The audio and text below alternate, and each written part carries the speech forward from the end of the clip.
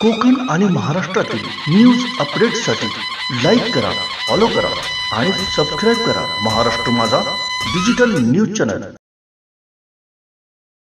बांदा येथील प्राथमिक आरोग्य केंद्रात आयोजित करण्यात आलेल्या मोफत कर्करोग आरोग्य तपासणी शिबिरात 322 रुग्णांची तपासणी झाली।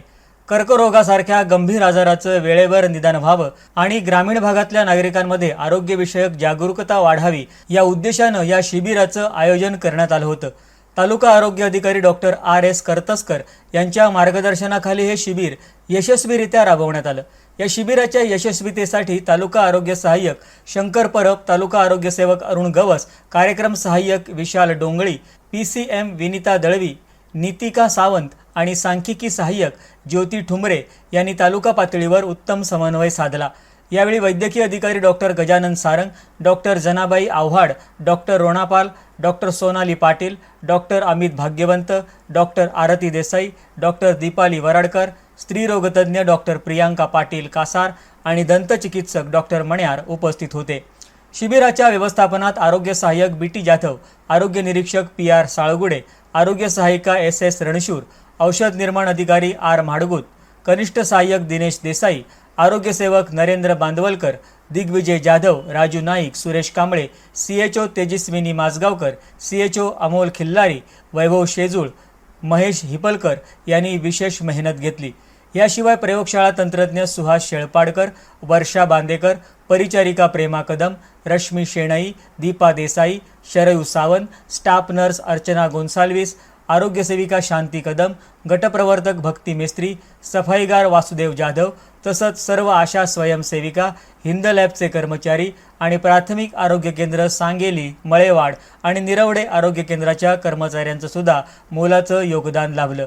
रोटरी क्लब ऑफ बांदाचे उपाध्यक्ष दिगंबर गायतोंडे, सचिव सुदन केसरकर, उपसरपंच आबा धारगळकर, यशवंत आळवे, बाबा काणेकर, विराज परब, योगेश परोळेकर, रत्नाकर आगलावे, सुनील राऊळ आणि संजय शिरोडकर या पदाधिकाऱ्यांनी शिबिराच्या आयोजनात महत्त्वाची भूमिका बजावली। स्वयंसेविका म्हणून रितिका माजगावकर, विनीता दुरी, सावली कामत, संजना सावंत आणि रत्नमाला वीर यांनी तपासणीसाठी आलेल्या नागरिकांना मदत आणि मार्गदर्शन केलं। या मोफत तपासणी शिबिरात स्तनाचा कर्करोग, गर्भाशय मुखाचा कर्करोग, तोंडाचा कर्करोग अशा तपासण्या करण्यात आल्या। काही संशयित रुग्णांना पुढील तपासणी आणि उपचारासाठी उच्चस्तरीय रुग्णालयात पाठवण्यात येणार आहे। तपासणीनंतर उपस्थित महिलांना आणि पुरुषांना कर्करोग प्रतिबंधक उपाय, लक्षणं व योग्य काळजी घेण्याचं मार्गदर्शन करण्यात आलं। उपस्थित डॉक्टर आणि रोटरी क्लब पदाधिकाऱ्यांनी नागरिकांनी नियमित तपासणी करून घ्यावी, योग्य वेळी उपचार करावेत आणि आरोग्य सजगतेत कायम पुढे राहावं असं आवाहन केलं।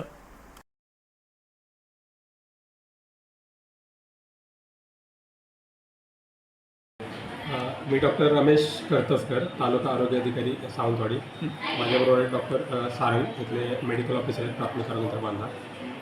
आज जी या ठिकाणी महाराष्ट्र शासनामार्फत व्हॅन आलेली आहे, कॅन्सर डायग्नोस्टिक व्हॅन, याचा मूळ उद्देश हा आहे की जे कोणी संशयित कॅन्सरचे पेशंट असतील तर त्यांचं आपण स्क्रीनिंग करणार आहोत आणि ते स्क्रीनिंग करताना जे कोणी कन्फर्म पेशंट मिळतील तर ते लवकरात लवकर पेशंट डायग्नोस होतील आणि लवकरात लवकर उपचारावर येतील, हा उद्देश आहे। एकदा का लवकरात लवकर पेशंट डायग्नोस झाला की त्याचे बरे होण्याचे जे चान्सेस असतात ते खूप जास्त असतात। आपण जवळपास 100% त्यांना बरं करू शकतो। त्या उद्देशानं आज ही व्हॅन आलेली आहे। त्यामुळे एकदा का उशीर झाला की बरं होण्याचे चान्सेस कमी असतात।